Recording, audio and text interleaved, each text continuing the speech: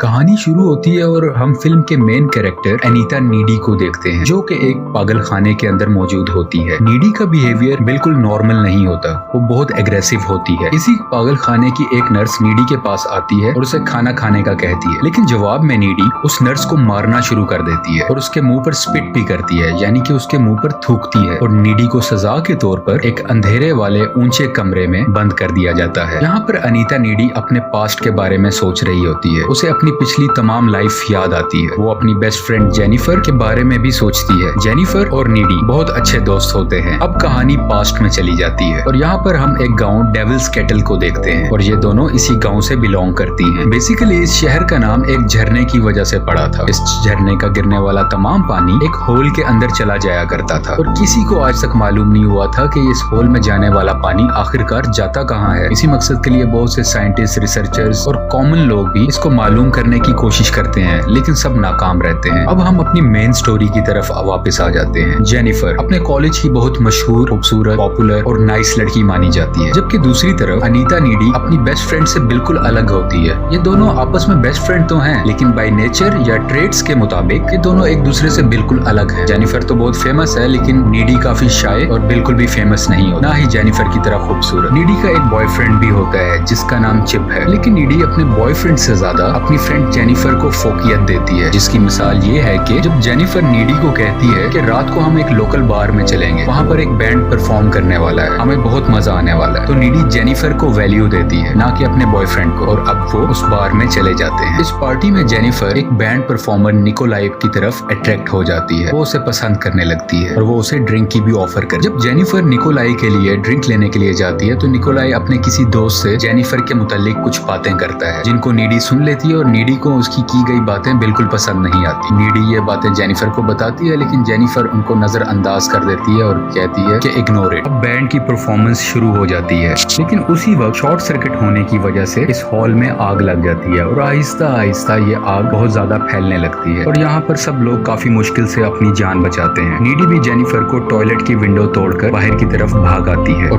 पूरे हॉल में, पूरे बार में काफी ज्यादा आग लग चुकी है। लोग चीख रहे होते हैं। अब सब बाहर आ चुके होते हैं। बैंड मेंबर निकोलाई जेनिफर को कहता है कि तुम हमारे साथ चलो, हम बहुत एंजॉय करेंगे, और उसे वो वैन में जाने का कहता है। नीडी जेनिफर को बहुत रोकती है कि तुम मत जाओ, लेकिन जेनिफर का दिल होता है उनके साथ जाने में, और जेनिफर निकोलाई और उसके दोस्तों के साथ वैन में बैठकर चली जाती है, और नीडी पीछे अकेली रह जाती है, और वो जेनिफर को यहाँ से अकेले जाते देख रही होती है, और ये दुख उसके चेहरे पर साफ नजर आ रहा है। अब नीडी परेशानी की हालत में वापस अपने घर आ जाती है, और यहाँ पर वो अपने बॉयफ्रेंड चिप को कॉल करती है और इस वाकये के बारे में सब कुछ उसे बताती है। वो उसे बताती है कि जेनिफर उन लोगों के साथ चली गई है, मुझे डर है कि कहीं वो उसको कुछ नुकसान ना पहुंचा दे। ये जेनिफर के रेप होने का डर भी अपने बॉयफ्रेंड को बताती है। अभी फोन पर बात हो ही रही होती है कि इसके घर के बाहर एक बेल होती है। ये बाहर जाकर देखती है, लेकिन वहाँ ऐसे कोई नजर नहीं आता। अब जब डोर के बाहर कोई नहीं होता, तो वो वापस अंदर आने लगती है, लेकिन अंदर आते हुए उसे घर के अंदर से कुछ आवाजें सुनाई देती हैं, और वो जैसे ही डरते हुए अंदर आती है, तो सामने देखती है कि जेनिफर बैठी हुई है, जो कि बहुत जख्मी हालत में है। उसके चेहरे पर खून लगा हुआ है, और यहाँ पर जेनिफर एक अजीब क्रीपी किस्म की स्माइल देती है, जिसे देखकर नीडी परेशान हो जाती है। इसके अलावा जेनिफर इस घर का फ्रिज ओपन करती है और यहाँ से कच्चा चिकन निकालकर उसको भी खाने लग जाती है। जेनिफर यहाँ पर एक डरा देने वाले तरीके से चीखती है, चिल्लाती है, और उसके अलावा उल्टियां भी करती है, जो कि काले रंग की होती है। जेनिफर इसको डराने के बाद यहाँ से चली जाती है। अब अगला दिन आ जाता है। नीडी कल रात हुए वाकये के बारे में सब कुछ सोच रही होती है और बहुत परेशान होती है। जेनिफर के लिए भी बहुत परेशान होती है। यहाँ पर जेनिफर आ जाती है, जो कि बिल्कुल नॉर्मल लग रही होती है। कल रात जेनिफर की हालत तो बहुत खराब थी, लेकिन आज सुबह वो पहले से ज्यादा एक्टिव, एनर्जेटिक और बोल्ड लग रही होती है। अब ये दोनों अपनी क्लासरूम में मौजूद होते हैं। यहाँ पर इनके टीचर कल रात बार में मरने वाले लोगों पर अफसोस कर रहे होते हैं, दुख कर रहे होते हैं। तो जेनिफर उसको देख के हंस रही होती है और अपने टीचर का मजाक बनाती है। जेनिफर के अंदर बहुत सी चेंजेस आ चुकी होती हैं, जो कि नीडी इन सब चेंजेस को देखकर बहुत परेशान होती है और बहुत ज्यादा कंफ्यूज होती है। नीडी अपने बॉयफ्रेंड चिप को भी ये सारी बातें बताती है। वो इसे ये भी बताती है कि कल रात जेनिफर उसके घर आई थी और उसका बिहेवियर बहुत अजीब था, जैसे कि जेनिफर के अंदर कोई चीज आ चुकी थी और वो जेनिफर बिल्कुल नहीं लग रही थी और वो बहुत वियर्ड बिहेव कर रही। और अब कहानी में कुछ ट्विस्ट आने वाले हैं। जेनिफर अपने कॉलेज की फुटबॉल टीम के कैप्टन से मिलती है, जो कि बहुत दुखी था क्योंकि कल रात हुए एक्सीडेंट में इसके कुछ दोस्त मर चुके होते हैं। जेनिफर उसको बहलाती है और स्कूल के करीब वाले जंगल में ले जाती है। यहाँ पर वो उसे सेड्यूस भी करती है। वो और उसी वक्त इनके चारों तरफ कुछ जानवर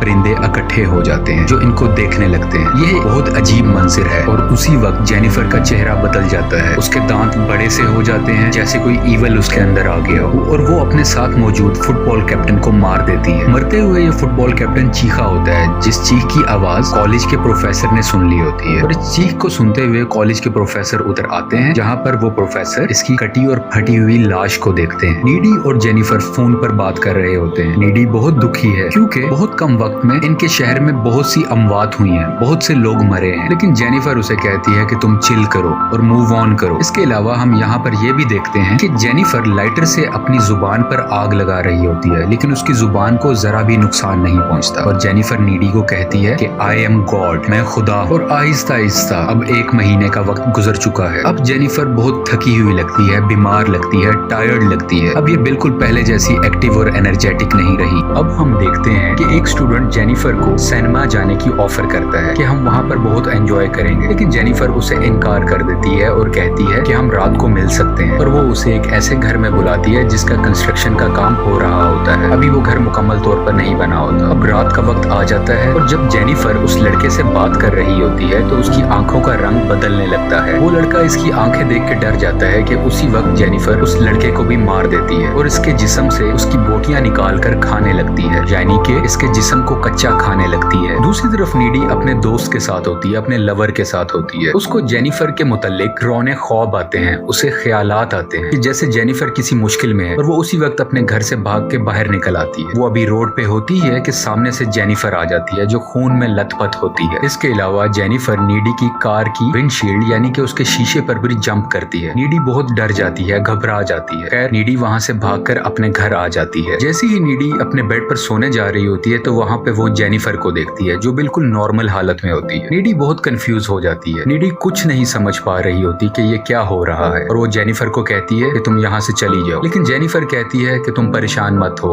हम दोनों बेस्ट फ्रेंड्स हैं और मैं तुम्हें सब कुछ सच बताऊंगी कि उस रात को क्या हुआ। ये उसी रात की बात कर रही होती है जिस दिन उस बार में आग लगी होती है, क्योंकि नीडी ने जेनिफर को एक भयानक रूप में भी देखा होता है और एक नॉर्मल रूप में। तो नीडी कहती है कि मैं सच जानूं और जेनिफर सब बातें बताने लगती है। जेनिफर बताती है कि उस रात जब मैं उस बैंड के लड़कों के साथ वैन में बैठकर गई तो वो मुझे झरने के पास ले गए थे। निकोलाई जो बैंड का मेंबर था और उसके तमाम दोस्त बेसिकली शैतान को पूजा करते थे और वो ये सब इसलिए कर रहे थे ताकि वो अपने म्यूजिकल कैरियर में सक्सेस पा सके। उन्होंने मुझसे पूछा था कि क्या तुम वर्जिन हो, तो मैंने उन्हें कहा था कि हाँ। तो बेसिकली उन्होंने मुझे मारकर शैतान को सेक्रीफाइस करना था ताकि उनको कामयाबी मिल सके। ये बैंड काला जादू बेसिकली कर रहा था। निकोलाई जो बैंड मेंबर था उसने जेनिफर को चाकू मारकर उसी झरने में फेंक दिया होता है। यहाँ पर एक और बात भी पता चलती है कि जेनिफर असल में वर्जिन नहीं होती, जिस वजह से वो जिंदा बच जाती है, लेकिन जिंदा बचने के बाद वो नॉर्मल नहीं रहती, उस पे ईवल पोजेस कर लेता है, शैतान उस पर हावी हो जाता है। मैं एक चीज क्लियर करता चलूं, वो बैंड मेंबर्स इस सेक्रीफाइस के बाद वो भी फेमस हो गए और जेनिफर भी जिंदा बच गई, लेकिन उस पर शैतान हावी हो गया। और वो ये भी बताती है कि जब वो जागी तो उसे बहुत भूख लग रही थी और भूख की हालत में मैं तुम्हारे घर भी आई थी, क्योंकि तुम मेरी बेस्ट फ्रेंड हो तो मैं तुम्हें कभी भी नुकसान नहीं पहुंचा सकती, इसलिए मैं उस रात तुम्हारे घर आई और फ्रिज खोल के कच्चा चिकन खाने लग गई। जेनिफर अपनी दोस्त को ये भी बताती है कि जब वो किसी इंसान को खा लेती है और उसका पेट फुल होता है तो उसके अंदर एक्स्ट्रा पावर्स आ जाती हैं और वो इस बात को अपना हाथ काट कर शो भी करती है। वो अपने हाथ को काटती है तो उसका हाथ फौरन से खुद ही हील हो जाता है। जेनिफर के पास अब शैतानी ताकतें हैं। ये सब सुनकर, देखकर और जानकर नीडी बहुत डर जाती है और वो जेनिफर को कहती है कि यहाँ से तुम चली जाओ, मुझे इस वक्त और कोई बात नहीं कर। और जेनिफर इसके घर की खिड़की से कूदकर बाहर चली जाती है, लेकिन ये खिड़की 2nd फ्लोर पर होती है जो कि जमीन से तकरीबन 12-13 फुट के फासले पर होती है। इतनी बड़ी जंप देखकर नीडी और घबरा जाती है। नीडी इस मामले की मजीद इंफॉर्मेशन के लिए अपने टाउन की लाइब्रेरी में जाती है और वहाँ पर वो पैरानॉर्मल बुक्स की रीडिंग करती है ताकि वो सच को जान सके और कोई हल निकाल सके। बुक रीडिंग से नीडी को पता चलता है कि उस बैंड से गलती हुई थी, क्योंकि वो जेनिफर को वर्जिन समझ रहे थे। उसके बदले में वो लोग तो फेमस हो गए, लेकिन जेनिफर पर शैतान हावी हो गया और अब जेनिफर को ठीक करने का एक ही तरीका है कि उसके दिल में चाकू मार दिया जाए, क्योंकि इसके अलावा और कोई हल नहीं है इस बुक के मुताबिक। इसके अलावा नीडी ये सब बातें अपने लवर चिप को भी बताती है, लेकिन चिप इसकी बातों पर ज्यादा ध्यान नहीं देता और ना ही यकीन करता है। वो नीडी को कहता है कि तुम किसी साइकेट्रिस्ट को दिखाओ। इसके अलावा नीडी को यह भी पता चलता है कि जेनिफर के लिए लोगों को मार के खाना बहुत जरूरी है, क्योंकि अगर वो उन्हें नहीं नहीं खाएगी तो वो पहले जैसी खूबसूरत नहीं रहेगी। तो खुद को खूबसूरत और जवान रखने के लिए जेनिफर को लोगों को मार के खाना जरूरी है। अब से कुछ दिन बाद इनके कॉलेज में एक डांस फंक्शन भी होता है जहाँ पे बहुत से लोग इकट्ठे होने वाले होते हैं। नीडी इसलिए भी परेशान होती है कि जेनिफर उस फंक्शन में किसी न किसी को मार ना दे, बल्कि वो और ज्यादा इसलिए भी परेशान होती है कि नीडी का बॉयफ्रेंड चिप की जान को भी खतरा हो सकता है। और वो अपने बॉयफ्रेंड को भी कहती है कि तुम उस फंक्शन में मत आना, लेकिन इसका बॉयफ्रेंड हंस के बात को टाल देता है और कहता है कि कुछ नहीं होगा, तुम रिलैक्स रहो। अब डांस डे का दिन आ जाता है। इस फंक्शन में सब लोग डांस कर रहे होते हैं। नीडी यहाँ पर अपने बॉयफ्रेंड का इंतजार कर रही होती है, लेकिन अब तक चिप नहीं आया होता। और दूसरी तरफ जेनिफर भी वहाँ पे अवेलेबल नहीं होती। उसके जहन में बहुत से बुरे ख्यालात आते हैं। वो डर जाती है कि इधर फंक्शन में ना तो चिप है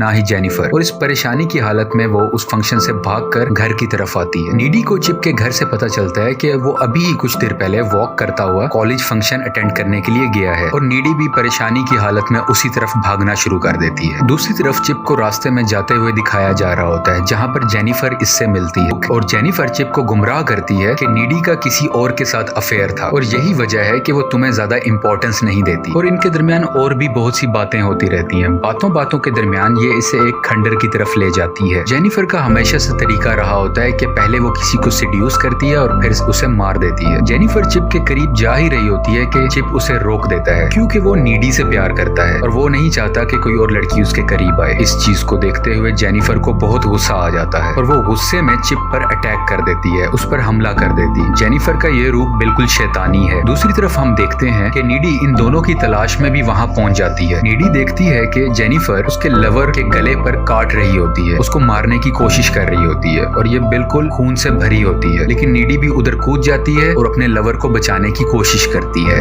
नीडी जेनिफर को धक्का देती है, उससे लड़ती है और उसके मुंह पर स्प्रे भी करती है ताकि वो दूर हो जाए। जेनिफर को यहाँ पर मजीद गुस्सा आ जाता है और वो गुस्से की हालत में कहती है कि वो सिर्फ लड़कों को नहीं मार बल्कि लड़कियों को भी मार सकती है। और उसी के बाद जेनिफर अपनी शैतानी ताकत की मदद से हवा में उड़ने लगती है। इन दोनों दोस्तों के दरमियान काफी बहस होती है और जैसे ही जेनिफर नीडी को मारने लगती है तो जख्मी हालत में पड़ा हुआ चिप एक रॉड की मदद से जेनिफर पर हमला करता है और वो रॉड उसके पेट में घुसा देता है, जिसकी वजह से जेनिफर बहुत घायल हो जाती है। जेनिफर बहुत थक चुकी होती है क्योंकि उसका बहुत ब्लड लॉस हो रहा होता है और वो वहाँ से चली जाती है। लेकिन नीडी यहीं पर अपने लवर के साथ मौजूद होती है जो उसकी आंखों के सामने मर रहा होता है और बिल आखिर मर जाता है। नीडी बहुत उदास होती है और गुस्से में भी वो हर हालत में जेनिफर से बदला लेने जाती है और इसी बदले के लिए वो जेनिफर के घर जाती है। जब नीडी जेनिफर के रूम में आती है तो इन दोनों के दरमियान फाइट शुरू हो जाती है और इसी फाइट के दरमियान जेनिफर नीडी के गर्दन पर काट भी लेती है। खैर लड़ाई होती रहती है और बिल आखिर नीडी जेनिफर के दिल के अंदर एक चाकू नुमा बड़ा सा ब्लेड डाल देती है, जिसकी वजह से उसका खून बहने लगता है। क्योंकि नीडी ने पढ़ा होता है कि जेनिफर को मारने का एक ही इलाज है कि इसके दिल पर हमला किया जाए। और इसी लम्हे के बाद जेनिफर और उसका डेविल यानी कि उसका शैतान वहीं पर खत्म हो जाता है। लेकिन इन चीखों की आवाजें सुनकर जेनिफर की मॉम उसके कमरे में आती है और वो देखती है कि नीडी ने उनकी बेटी को जान से मार दिया होता है। और अब मूवी अपने इनिशियल सीन्स पे आ जाती है कि नीडी क्यों उस जेल में थी, क्यों उस पागल खाने में थी, क्योंकि इसने जेनिफर का कत्ल किया होता है। लेकिन अजीब बात हमें ये पता चलती है कि अब ये नीडी पहले वाली नीडी नहीं रही और उसकी वजह ये है कि जेनिफर ने नीडी को लड़ाई के दरमियान काटा होता है, जिसकी वजह से ये शैतानी ताकतें नीडी के अंदर भी आ जाती। और हम यहाँ पर नीडी को हवा में उड़ता देखते हैं। यहाँ पर नीडी के पास भी अब सुपर नेचुरल पावर आ जाती है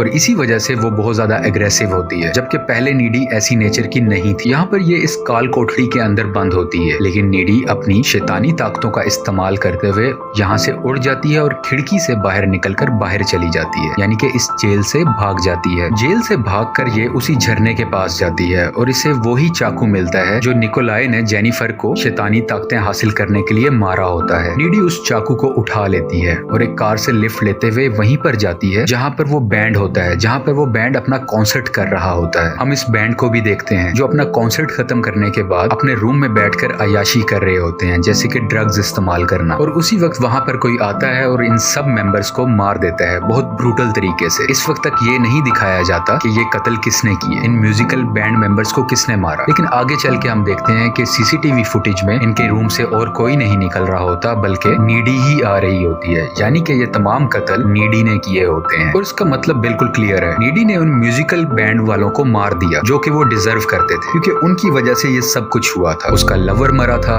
उसकी बेस्ट फ्रेंड मरी थी और भी बहुत से कत्ल हुए थे। और यहीं पे इस मूवी की एक्सप्लेनेशन खत्म हो जाती है। आपको पसंद आए तो लाइक और सब्सक्राइब करें। Thanks for watching.